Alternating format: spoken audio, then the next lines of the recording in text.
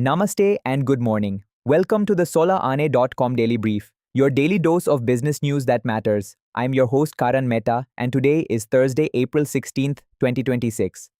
The market took a breather after yesterday's rally. Wipro pulled out the checkbook, and India's energy math just got harder.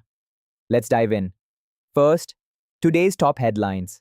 Sensex slipped 124 points to close at 77,989 and Nifty settled at 24,086. Profit booking in banking and telecom undid most of yesterday's bounce, even as crude eased and US-Iran peace chatter held the floor. Wipro announced its Q4 results after market hours and confirmed a 15,000 crore rupee share buyback at 250 rupees a share. Its first in 3 years, but well below the 16,000 to 18,500 crore range the street had been priced for. The rupee touched a 3-week low near 93 rupees 40 paise to the dollar, dragged by rising oil and weak risk sentiment.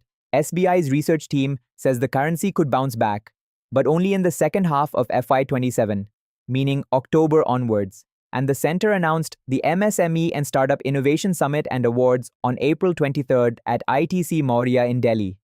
Over 300 founders, CXOs, and policymakers, with deal opportunities pegged at over 500 crore rupees. Deep Dive 1, Wipro buyback and the IT shakeout. Let's take a deeper look at Wipro. The 15,000 crore buyback at 250 rupees is significant. Wipro is sitting on 41,500 crore of cash, the highest among India's top 5 IT firms, and shareholders were expecting management to be more aggressive. The smaller-than-expected offer signals that Wipro wants to keep dry powder for AI investments and inorganic deals. They just announced a $70 million acquisition of AlphaNet consulting contracts on Monday. Why it matters for MSMEs. Indian IT services is being rewired by AI.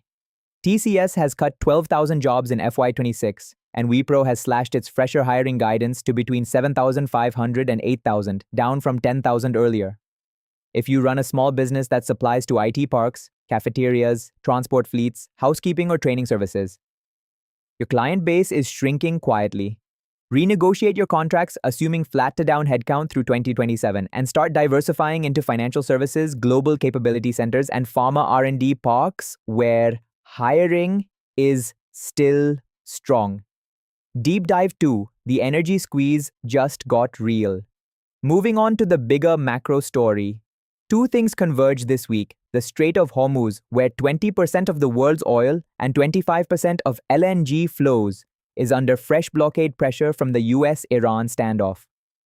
And on April 11th, the US waiver allowing countries to buy Russian crude expired.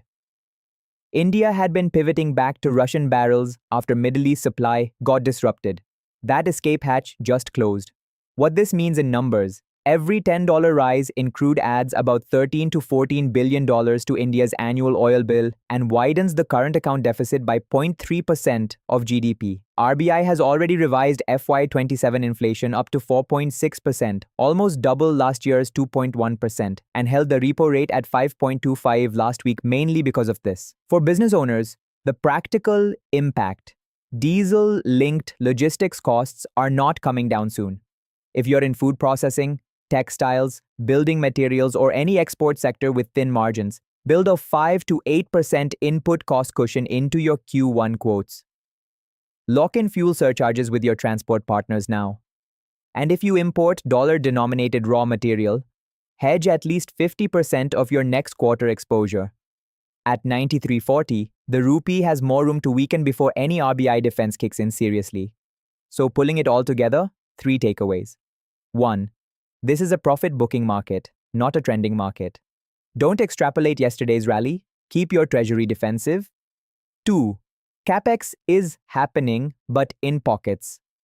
JSW Steel placed a 300 crore order with John Cockerill India today for a galvanizing line at Khopoli. Auto OEMs and large EPC players are still spending. India crossed 2 lakh EVs in FY26, with Mahindra growing more than 5-fold.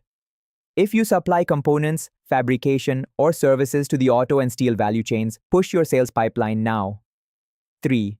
Bengaluru and Chennai are bucking the national housing slowdown.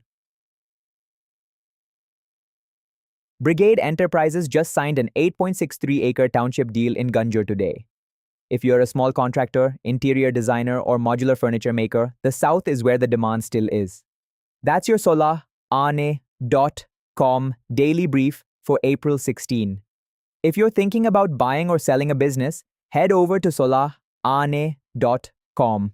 That's 16ane.com, where we make business deals sola ane paka. See you tomorrow.